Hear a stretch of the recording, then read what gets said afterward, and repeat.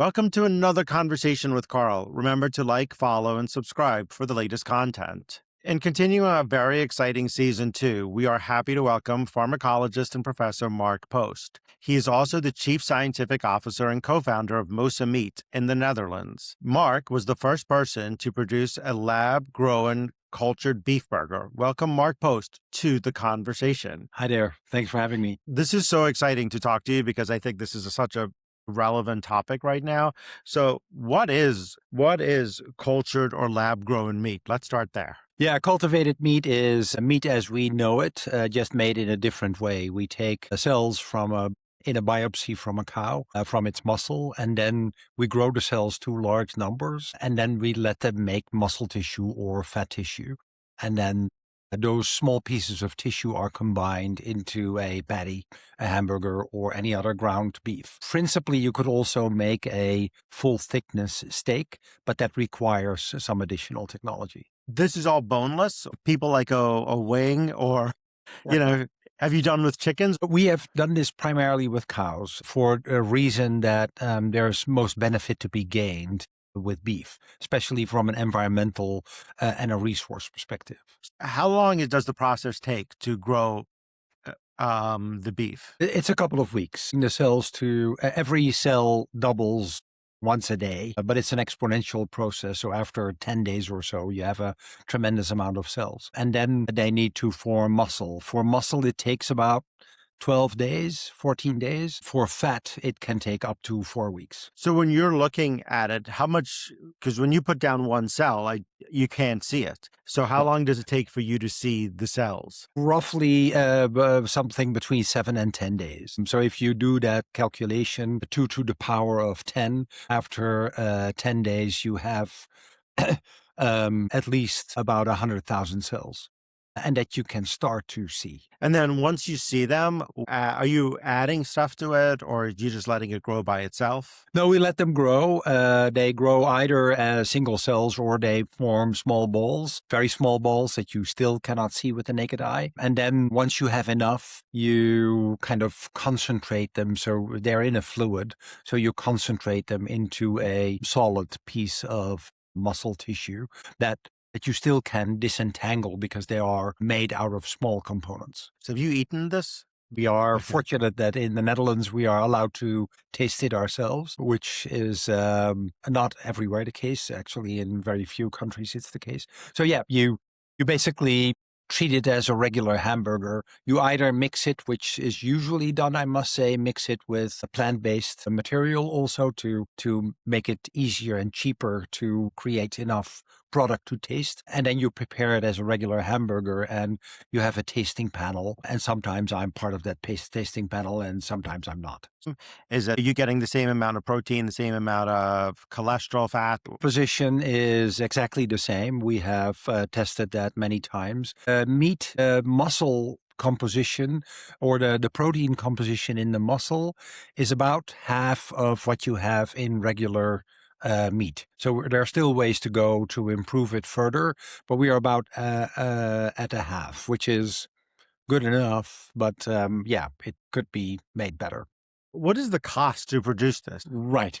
Currently, for a blended product where only 20% of the total material is actually cultivated beef, we estimate that currently around, and this actually has been published, about €2.50 for a patty.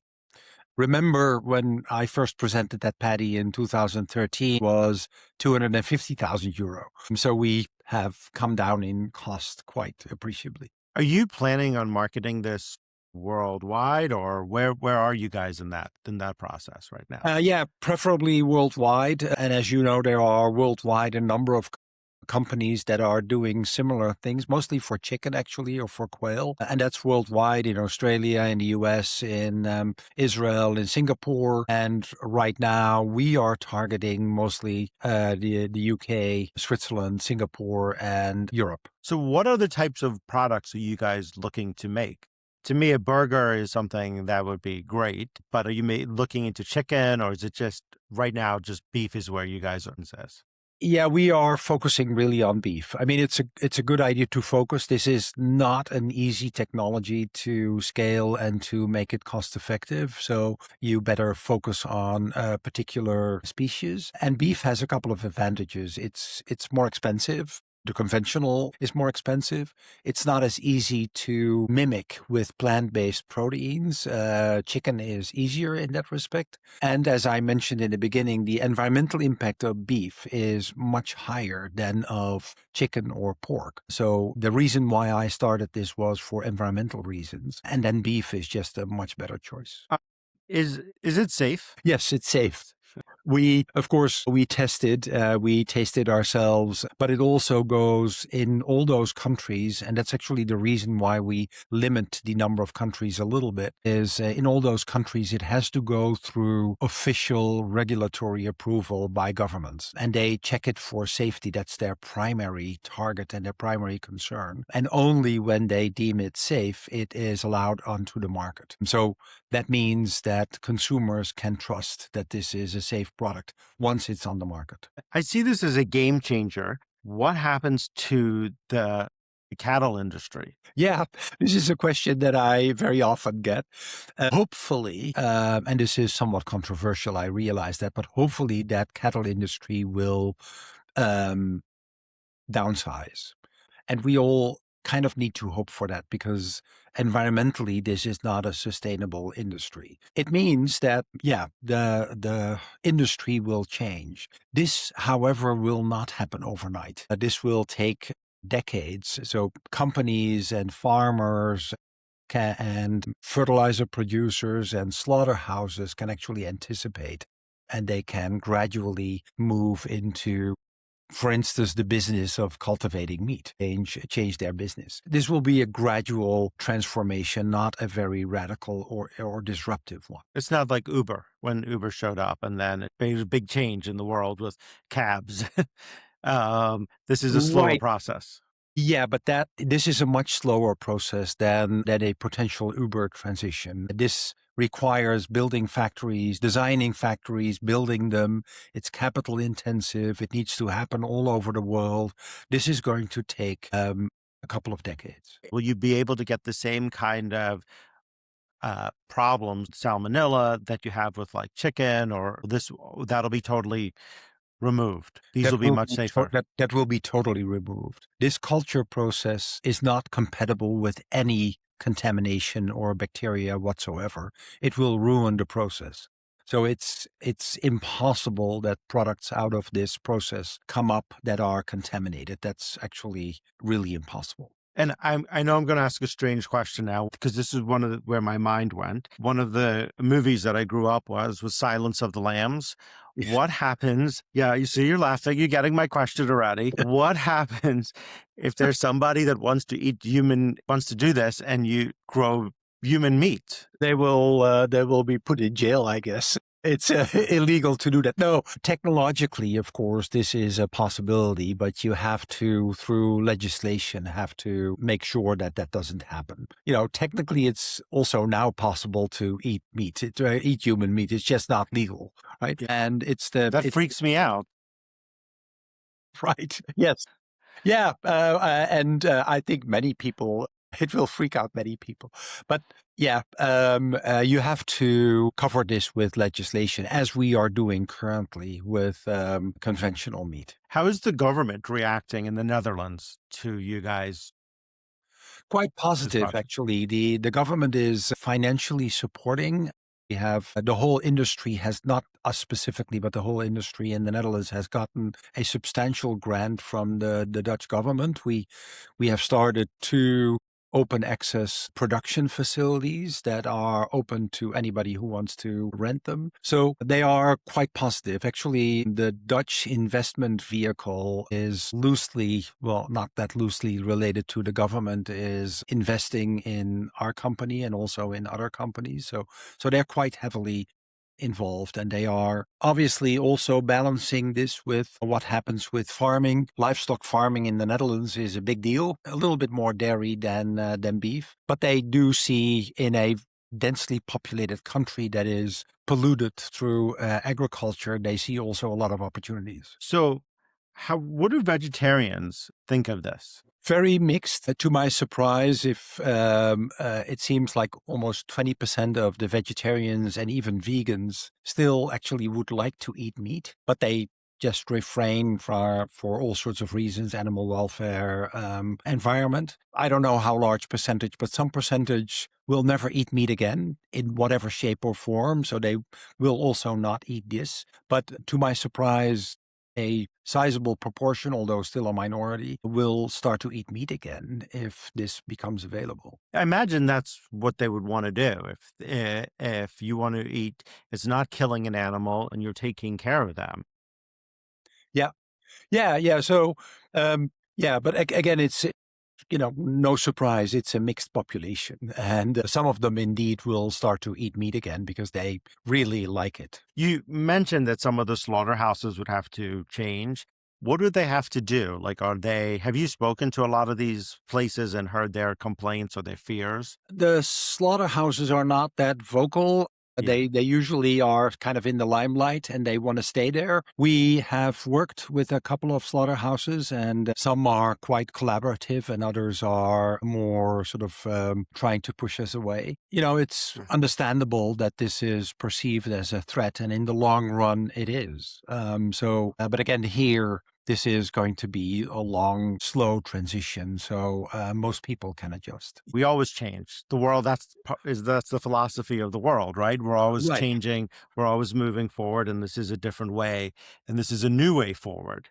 Are there any disadvantages to lab grown meat? Not really. Of course, the societal changes that we discussed may be perceived by some as a disadvantage. Again, to me, the major advantage would be to have less of an environmental impact of livestock farming. That helps all of us. But other than that, there are not really disadvantages. I guess you could say that the world becomes less romantic, if you like, if you no longer have this sort of relationship between animal and person. But that's really in the eye of the beholder. I think a lot of people think that that relationship is far from romantic and that we prefer to actually change that relationship. Well, I don't think you get rid of animals and you don't get rid of meat. You're still going to have milk. People are still going to want milk. People are still going to want cows to produce that. Although some of my colleagues are actually using similar technologies to make milk. Okay. Um, and cheese even. So I think, yeah. Does it taste the same? When I heard about this, and I'm so fascinated by this, and I would love to eat a burger, so I would love to taste it and see does it taste the same? Yes, it does. Taste in a important way comes from the fat, and as I mentioned, the composition of that fat is pretty much the same, so that taste is really replicated. Yeah, so eventually, I mentioned that the protein is still not quite there yet, but eventually it will be identical, and we will not notice the difference anymore. Yeah, I mean, you would eventually. That's where you're headed to Yeah, make sure that everyone can eat the burger and not notice that there's a difference. When I right. eat like an Impossible Burger, there are times where I think to myself, "Wow, it just tastes like I'm not sure if I'm eating a real burger or not." Yeah, yeah. I mean, the plant-based burgers like Impossible and Beyond, and we have a number of brands here in Europe. They are getting better and better. There's no question. Yet they still have not been convincing enough for 95% of the population all the time, right? We may Yeah. occasionally eat a plant-based hamburger, but if we have our chance, we still take a real hamburger. Well, I think that's most people because you're thinking to yourself, it's still plant based. You're still thinking in the back of your head somewhere, it's still plant based, and I'm not ready to go there. Yeah. Will there one day be able to create bones, or you would never be able to create bones? Because I was thinking about like a chicken wing. Oh, in fact, this whole technology comes from medical tissue engineering, where I'm actually a medical doctor by training, where we aim to replace organs, right? Grow an entire organ. The easiest tissue in a way, and the easiest applicable tissue from tissue engineering is bone. So yes, we can make bone if you want to. You could also think, if I want to have sort of the chewing or the chewing of bone experience, culture the whole thing around a ceramic piece of bone and then throw it away, because it probably does add a little bit to the taste, but not that much. Now that you just mentioned that you're a medical doctor and they're working on growing organs, are they trying to grow hearts in the They are, lab as yeah, well? And yeah. where are they on that? There was not too long ago a first piece of heart implanted, a small piece in an existing heart, and that survived for a couple of weeks, I think. That's a major step forward. Heart is difficult, Yeah. also because it's very, very finely vascularized. There are a lot of blood vessels in the heart because it has to perform labor all the time, and it has to electrically integrate in the rest of the tissue. So if it doesn't do that, it becomes dangerous. So there are a number of additional factors that are required to make that a success.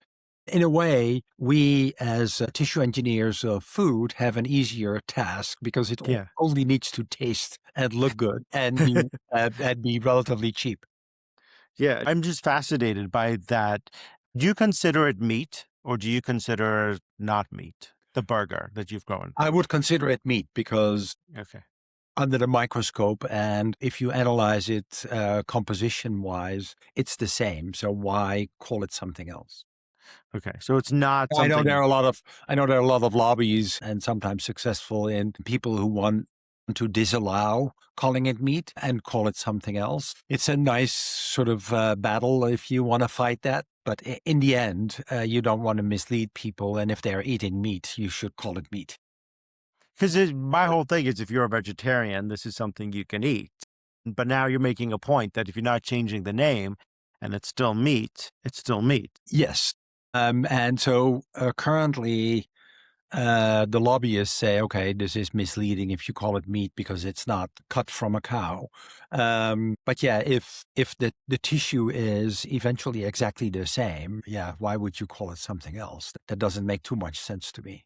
That would So also then, be misleading. yes, because then you're landing up in the place. It's just a different form of that meat. But in the end, I don't think. I mean, we have many meat products that we don't refer to as meat. A hot dog has no reference to meat whatsoever, at least not to the right type of meat. Yeah. So, and it's a very common name and accepted by everyone, right? So it's yeah, I think eventually that name issue will be inconsequential, to be honest. So, okay. Because that's something that I was always thinking about is like the vegetarians, like what are they going to do? Because this is something to me, like as an argument for them to be able to eat this. Yeah. But I Yeah, guess, yeah, yeah, and indeed, some of them, as we mentioned, some of them express that. They say, "Okay, yeah, I'm really still have this craving for meat. I just cannot eat it right now, but when this becomes available, I will." do you have one cow that you just take a couple of cells out of, or how do you do Yeah, that? yeah. So the tissue that we take out of the cow through a needle is about half a gram, and then you can make thousands and thousands of kilos of that half a gram. You can do that multiple times from one cow, but eventually you need a, a number of donor cows, if you like, where you can take these biopsies from. Our calculation at the moment, which is quite conservative, which we reduce the entire population of cows by a factor 200, between 100 and 200. So from 1.5 billion cows, we would go to 100 million or so, or maybe 200 million. Wow. So you're really cutting the amount of cows that you Yes, use. that's the intention, because that would reduce the environmental impact of cows, and that would again help all of us. So yeah. And then I imagine that goes over to chickens. It goes over, you mentioned quail, it goes over to other animals that they're using. So at Yes. that point, you would land up saving the environment and helping the environment. Right, exactly. And so a number of the companies out there are focusing on, some are focusing on pork, some are focusing on chicken. Quite a few actually focus on fish for mostly biodiversity reasons. So you can do this with pretty much every animal that has these stem cells in their muscle. And then you do it for different reasons. And then how many people do you use to make a burger? Is the factory line? There's a lot of people? Yeah, it's eventually a factory line where one part you grow the cells, other part you harvest them and you grow the tissues, and then you assemble them into a patty and you package them. So it's quite a team. A lot of this can be automated, but still you need 24/7. You need surveillance over those cultures because the cells don't stop. Yes. So yes, it is um, labor intensive, and that also provides opportunity for other people who are maybe no longer working in the meat industry can now work in this particular industry. So there's a crossover. Right, right. Yeah. Yeah, we have an interesting experiment in the Netherlands where a farm just opened. And the idea is to make cultivated meat on that farm. So to grow the crops there that feed the cells, and then to grow the cells, and then to make the cultivated meat. So there are these integrated concepts that are a nice story to tell, if you like. A little bit comparable to microbreweries where, very local things are being produced. And are there hormones in there, or there are no hormones in the There are no hormones in yeah, there. To grow the tissue, you have yeah, to use a number of proteins that are yeah. out there to stimulate the cells to grow and to stimulate the cells to become muscle. But in the final product, there's no hormones available. And then when do you expect this to be, like, mass marketed? Yeah. um, for that, of course, it needs to be cost. It cannot be €2.5 for a hamburger. It needs to be Yeah. 50 cents for a hamburger. And you really need to produce it at scale, at large scale. So as I mentioned, to build a factory and to supply, let's say, one supermarket and a number of restaurants in the Netherlands, it takes 3-4 years to complete that. Can happen, and it has to be cost effective. Cost effectiveness, I think, will happen in the next couple of years. Then it's a matter of how do we capitalize this whole industry so that it starts to grow fast. But again, this is not happening overnight. This is a matter of 15, 20 years. And as we start to wrap up here, what do you see in the future for this industry? Well, it's really our aim to make an impact on the environment. And therefore, I hope that it will replace our conventional meat consumption pattern with a consumption pattern where a appreciable percentage of meat consumption actually comes from cultivated meat or cultivated chicken or cultivated fish or cultivated pork. Because that will, in the end, have the impact on the environment. And is there anything that I forgot to ask you that I should have asked you as we wrap up? No, I think we covered most of it. One issue that always comes up is, will people actually like to eat this? um, are they willing to eat this? And a lot of research has gone into that, to be honest. And for a product that people still don't quite that they cannot really see, there are still about 50% of the people who say, okay, yeah, this seems like a good idea. I would like to eat that.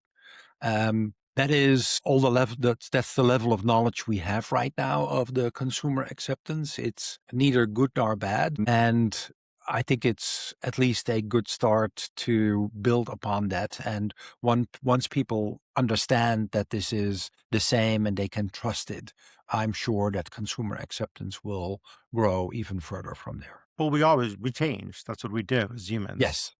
Yes. And that's the one thing that we're always doing. Yeah, if 30 years ago you would come into the Netherlands with raw fish in a sushi, it would not have been very appealing. And now there are sushi places everywhere. So, yeah. Dr. Mark Post, thank you so much for joining me today. Thank you for this conversation. Thank you for listening. Let me know what you think. Put them in the comments. And also remember to subscribe, as always. Be safe. Thank you.